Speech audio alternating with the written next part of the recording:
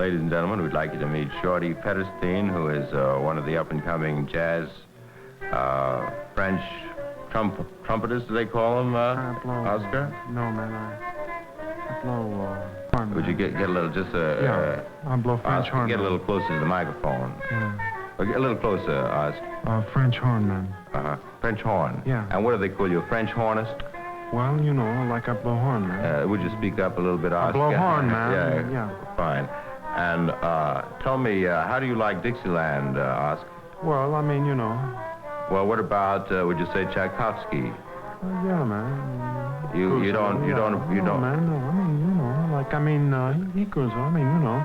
Man, I mean, I dig more like, you know, Bartok scene or Shostakovich or some bit like that, man, because, I mean, I'm more swinging. You know? Well, how would you compare the kind of music you play with, how would you compare that with art, you know, what kind of art, man, artistic...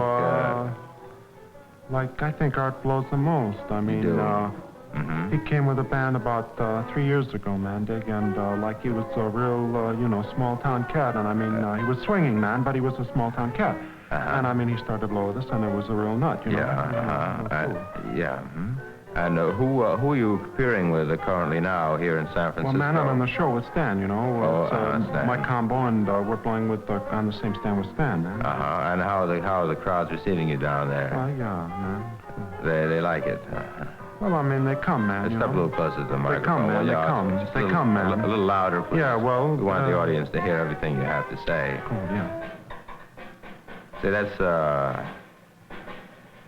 mighty good drum, what do you call that, riff? Well, you know. Go on, man. Now, what are your plans for the future, Oscar? Yeah, well, man, I'm here, and I mean, I've met a swinging group here. I like Frisco the most, man, because, I mean, the town jumps, you know. I mean, there are a lot of scenes, man, and so, I mean, it's like that, you know. What would you advise a young artist, a young musician to do? Would you advise him to get an academic education or strive immediately for self-expression?